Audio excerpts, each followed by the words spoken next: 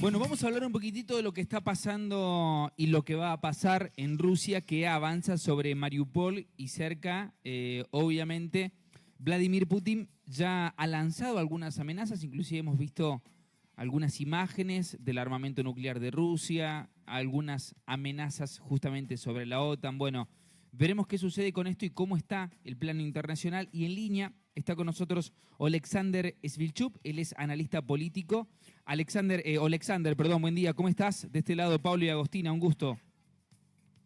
Buenos días, gracias por invitarme. Gracias por este ratito. Esperemos haberlo dicho bien, haberte pronunciado de manera correcta el nombre y el apellido, sí. Oleksandr. Sí, todo bien. Sí, todo bien, gracias. Muy bien, muy bien. Bueno, Oleksandr, queríamos hacer un pequeño análisis de la situación que se ha visto, el accionar de Rusia hacia diferentes puntos de Ucrania. Lo hemos visto, hemos escuchado también el parecer desde los miembros de Ucrania, pero con estas amenazas parecen un poco también tensar más esta cuerda de la guerra, ¿no? Bueno, la guerra se continúa. Y hoy, en el día de la victoria sobre el nazismo, como Rusia lo llama en Moscú, Vladimir Putin lo declaró claro que Rusia por primero piensa que, clara por lo menos, que está luchando contra la OTAN aquí por la paz. Están luchando por la paz. Esa es la narrativa central de Kremlin, que dice en el nivel lo más alto. Y demuestra que Rusia no quiere ningún paz, ningún alto el fuego, ningún compromiso. Eso clave que, porque nosotros cuando hablamos sobre Rusia pensamos que Rusia es un país democrático, que es posible sentarse de la mesa de negociaciones, negociar, llegar a algún compromiso y terminar ese conflicto, esa guerra, como decía. Pero es imposible. Rusia es una autocracia, es un régimen casi totalitario. Por eso lo que hace, lo que dice, lo que declara, está dirigido a continuar la guerra hasta la llamada, imaginada victoria del régimen de Putin aquí en Ucrania. Y por eso aquí no esperamos a ninguna buena fe de Vladimir Putin o de Kremlin. Aquí esperamos sobre la entrada de armamentos porque el régimen de Putin entiende solo la política de la violencia, sí, nada más. Oleksandr, lo que hemos podido ver o lo que hemos podido observar, y según el discurso tal vez si lo analizamos que viene desde el Kremlin, es justificar el acceso a la guerra para frenar la violencia, pero se hace con violencia. Es un poco contradictorio tal vez lo que se plantea desde el Kremlin, ¿no? Sí, pero Kremlin ahora está en una trampa, porque necesita justificar, y eso el discurso de Putin también era bastante demostrativo, porque Putin justificaba a su propio pueblo que la guerra era necesaria. Eso de verdad me sorprendió, porque me parece que ahora Putin mismo piensa que cometió un error por atacar Ucrania, y por eso necesitaba justificar, convencer a la gente que necesita soportar todos esos pérdidas militares de vidas de los rusos, de pérdidas económicos, por esa locura que el régimen de Putin empezó en Ucrania. Pero claro que la declaración que protegemos a Rusia de un posible ataque de la OTAN y de Ucrania es un absurdo total. Rusia es un país nuclear con bombas nucleares. Ucrania, bueno, creo que Ucrania nunca va a atacar Federación Rusa, es una locura total. ¿Cómo está ya más de 2 meses de que comenzó la guerra del 25 de febrero? ¿Cómo está viviendo Rusia? ¿Están todas las ciudades bajo control o algunos más o menos ya están haciendo una nueva modalidad de vida después de estos 2 meses?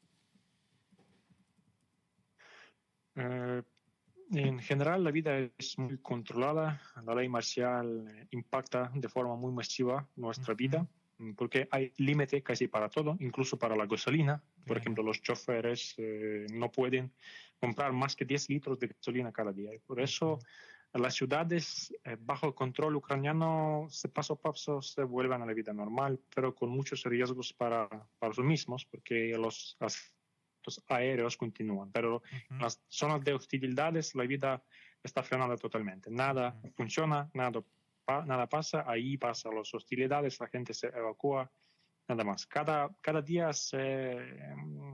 existen algunas operaciones contraofensivas ucranianas. Podemos recuperar algunos pueblos pequeños, pero hay que entender que no tenemos ninguna ofensiva masiva, como eso era durante la Segunda Guerra Mundial, porque esa guerra es más la guerra de tecnologías, la guerra de posiciones, y aquí luchamos en un conflicto asimétrico. Entonces debemos cuidarse muchísimo antes de empezar alguna contraofensiva contra Rusia. Bien, ayer el presidente de Ucrania confirmó que hubieron 60 personas que murieron. En general, la cifra de fallecidos no lo sabemos. La ONU declara que la cifra es más que 3.000, pero esa cifra no es correcta, es solo la cifra confirmada. Claro. Solo en la ciudad de Mariupol fallecieron más que 25.000 personas, ya lo declararon el regimiento Azov, que sigue luchando ahí, también el alcalde de Mariupol. Eso solo en una ciudad. La cifra última de los fallecimientos civiles va a verificar nosotros, porque esa cifra va a ser más grande que la cifra de pérdidas militares de Ucrania. Alexander. Que demuestra que sí. Sí. Cada día que pasa parece ser el escenario peor, ¿no? Que el día que vendrá es el peor escenario al que se vive. Pero en estos hipotéticos casos, ¿cuál podría ser el peor desenlace? Que de una vez por todas Vladimir Putin encabece un ataque masivo. Cuando me refiero a masivo, me refiero prácticamente a toda Europa del Este, la OTAN y aliados. Y yo tengo dudas que Vladimir Putin va a atacar los aliados y ahora porque no tiene recursos para eso y no tiene socios. Eso es clave y lo más importante. Vladimir Putin está listo para escalada en el territorio de Ucrania, eso sí, pero la escalada contra los aliados de OTAN, eso no.